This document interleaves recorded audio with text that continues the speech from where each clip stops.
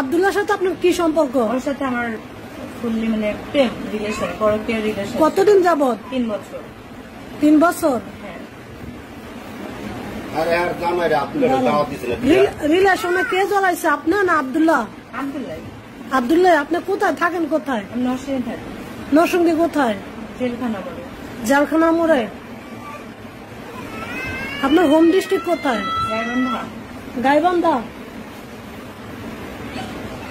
আব্দুল্লাহর সাথে কিভাবে সম্পর্ক হয়েছে আপনার বলেন তো? আপনি তো থাকেন নরসিংদী, আব্দুল্লাহ থাকে মাধবদী। না, আমার পাশে একটা মেয়ে ছিল, মানে বাসার পাশে, ওর সাথে আপনার ইসরাকের রিলেশন ছিল। তো ইসরাকের সাথে কথা বলতে বলতে আমার ফোন দিয়া, আমার ফোন দিয়ে কথা বলতে বলতে আব্দুল্লাহ কি আমাকে ইমোতে দেখে ফেলছিল। দেখার পরে বারে ফোন দিত, বারে বিরক্ত করতো। তো আমি বলতাম, কে ফোন দিত বারবার? আব্দুল্লাহ, মানে আমার নাম্বারে ফোন দিত। তো আমি বলতাম যে আমার বিয়ে হয়েছে, বলে যে না বিয়ে হয় নাই। আমি না সত্যি বিয়ে হয়েছে, বলে না বিয়ে হয় নাই। তাহলে আমি বাচ্চাগুলোকে দেখাই, দেখো বাচ্চাগুলো আমার বিয়ে হয় নাই, মানে ওই বলতে বিয়ে হয় নাই, মানে আমি বাচ্চাগুলোকে দেখাইছি যে দেখো বিয়ে হয়েছে। তো তারপর বলে ঠিক আছে, তো ফ্রেন্ড হিসেবে যোগাযোগ রাখো। তো একদিন মানে ওর একটা ভাই, ওর গার্লফ্রেন্ড আর একটা ভাই, মানে আব্দুল্লাহ 2জন ভাই 2জন গার্লফ্রেন্ড নিয়ে হোটেলে আসে, মানে বলে যে পিকনিক করবে। তো আব্দুল্লাহ বলে আপনিও আসেন, মানে তখন আপনি করে বলতো, আপনিও আসেন পিকনিক করবো যেহেতু। পরে আমি হোটেলে এখানে আসি। কোন হোটেল? হোটেলের নাম কি? এটা আপনার বাস স্ট্যান্ড একটা হোটেল। কোন বাস স্ট্যান্ড? মাধবদী না নরসিংদী? মাধবদী। আচ্ছা ঠিক আছে। আমি ওই মেয়েদের সাথে আসি আর কি। আসার পরে উনি আমাকে বলে, আব্দুল্লাহ আমাকে বলে যে আপনি কি মানে কি খাবেন? তো খাওয়া দাওয়া করার শেষে আমাকে বলে ঝাল কিছু খাবেন না? মানে হোটেল মানে খাবার হোটেলে? খাবার না, মানে আবাসিক হোটেলে সবাই মিলে একসাথে দেখা করবে আর কি। সমস্যা তো এই জন্য ভিতরে দেখা করবে। তো আপনি কিসের জন্য আবাসিক হোস্টেলে আসেন? মেয়েদের সাথে আমি নিয়ে আসছিলাম ওদেরকে, মেয়ে 2জনকে নিয়ে আমি আসছিলাম। মানে মেয়েদেরকে আমার বাসার পাশে, তো ওনাদেরকে নিয়ে আমি আসছিলাম। তখন আব্দুল্লাহর সাথে আমার কোনো রিলেশন ছিল না। তো রিলেশন ছিল না, তো বলে যে মিষ্টি কিছু। আচ্ছা আচ্ছা, আপনার নাম কি আপা? জুই। জুই। জুই আপা, আমি একটা প্রশ্ন করি, আপনার রিলেশন ছিল না আব্দুল্লাহর সাথে? তাহলে আপনি কি আপনি মেয়েদের জন্য আসছে পিকনিক করবে? আচ্ছা ঠিক আছে, আপনি কিন্তু বিবাহিত, আপনি 2 বাচ্চার মা, আপনি কিসের ভিত্তিতে আবাসিক হোটেলে আসেন আব্দুল্লাহর কথায়? এটা আবাসিক হোটেল যেটা ছিল আমি জানতাম না তো, মানে ওনারা বলছে পিকনিক করবো, মানে আমি ভাবছি কোনো রেস্টুরেন্ট হবে বা কোনো ইয়ে হবে।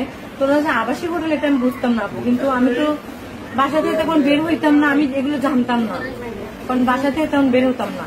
তো আমাকে বলে মিষ্টি কিছু খাবা তুমি? আমি বললাম যে হ্যাঁ মিষ্টি কিছু।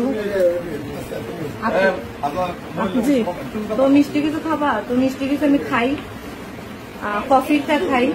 কফি মানে মানে কি বলছেন? মানে মিষ্টি কিছু কে অফার করে? কে অফার করে? আমাকে মিষ্টি কিছু অফার করে।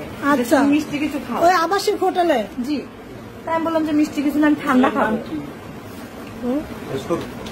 তাই বলি যে আমি ঠান্ডা কিছু খাবো আর কি, ঠান্ডা। তো আব্দুল বলে ঠিক আছে ঠান্ডা কিছু খাও। তো ঠান্ডা কিছু যখন আমি খাইলাম, খাওয়ার পরে আমি হঠাৎ করে আমার প্রচন্ড মানে মাথাটা ঝিমাচ্ছে। ঠান্ডাটা কিছু খাওয়ার পরে মাথাটা আমার ঝিমাচ্ছে। মানে ঠান্ডাটা কি ছিল? Speed Coke? না আপনি ড্রিঙ্কও ছিল 30 টাকা। আচ্ছা আচ্ছা ঠিক আছে। তো ওইটা খাইছি, খাওয়ার পরে আমার মাথাটা ঘুরাচ্ছিল। দেন আমি ইয়ে করলাম, মানে 3 ঘন্টার জন্য আমি বেহুশ হয়ে গেলাম। যখন আমার জ্ঞান ফিরে আসলো তখন আমার অবস্থা স্বাভাবিক ছিল না। তো স্বাভাবিক যখন ছিল না তখন আমি উঠে কান্নাকাটি শুরু করে দিলাম। ও আমার পা ধরে বসেছিল, বসে বলতেছে দেখো। কে পা ধরে বসেছিল? হ্যাঁ, আব্দুল্লাহ। আপনার সাথে যে মহিলা 2জন আসছে ওনারা মানে বয়ফ্রেন্ডের সাথে আলাদা অন্য রুমে ছিল, ওর ভাইয়েরাই ছিল। তো 3 ঘন্টা পর যখন আমার জ্ঞান আসলো, 3 ঘন্টা যখন 3 ঘন্টা পর যখন আমার জ্ঞান আসলো, আসার পর আব্দুল আমার পা ধরেছিল।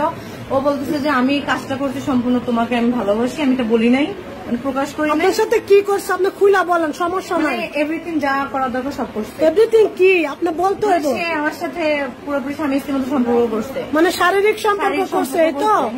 আচ্ছা, আব্দুল্লাহ করছে। পরে আমি যখন উঠলাম, ওঠার পর সে আমার পা ধরেছিল। পরে আমি বললাম যে কেন ধরে আসতো? বলে যে তোমাকে আমি চাই, মানে আমার লাইফে চাই, এই জন্য আমাকে এটা করতে হয়েছে, আমাকে তুমি মাফ করে দাও। তো তারপর আমি কি করলাম, যখন কান্নাকাটি করলাম করে আমি চলে গেলাম বাসায়। যাওয়ার পর ফোন টোন সব সিম টিম সব অফ করে দিলাম।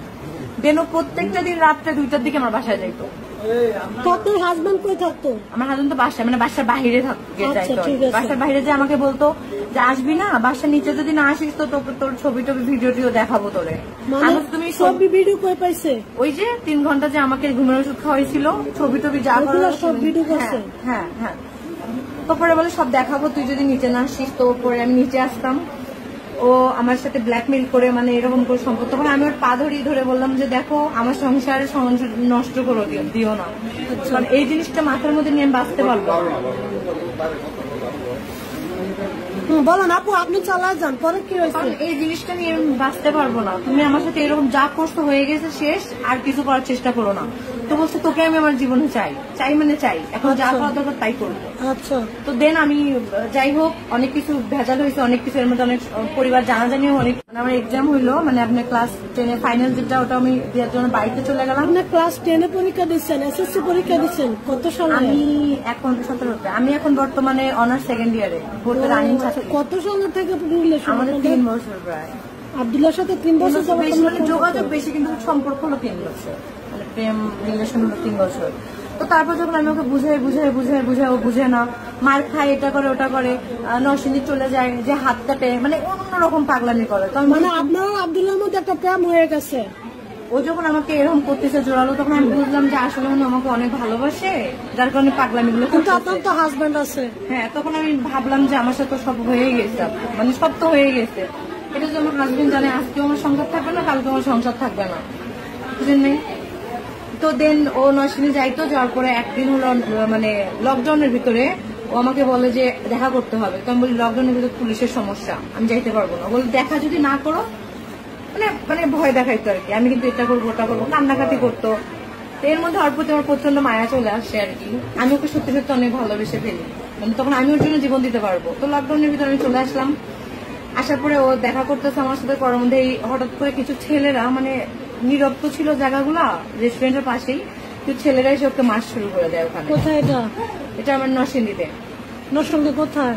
এটা আপনার নরসিংদী নাগরাকান্দি বলে, নাগরিয়াকান্দি ব্রিজে। আচ্ছা, ওখানে মাস শুরু করে দেয় ওকে। তো আমার ফোন টোন কোনো কিছু ছিল না, আমার হাজবেন্ড কেড়ে নিয়েছিল, তখন একটু জানতো। তো আমি আমাকে যা টাকা ছিল সব দিয়ে ওদের মানে পায়ে ধরলাম যে ওকে তোমরা কোনো কিছু করো না, যা করার আমি করবো, তোমরা ওকে দয়া করে কিছু করো না। কিন্তু ওই ছেলেগুলো মানে না, বলে না তোমার সাথে এর কোনোদিনও যায় না, এটা সম্ভব না, তোমাদের দুজনে এটা অন্য কিছু সম্পর্ক। আমি বলি না, উনি আমার হাজবেন্ড, কিন্তু কেউ বিশ্বাস করে না যে আমার হাজবেন্ড।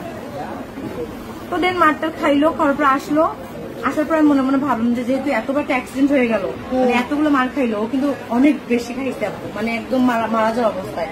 তো আমি বললাম যে রিলেশনটা আমি এখানে শেষ করে ফেলি, রিলেশনটা রাখার দরকার নেই। মানে আমি কষ্ট করে একটু বুঝাইলাম তোমরা আসার দরকার নেই। ওই বাচ্চা কজন? 2জন।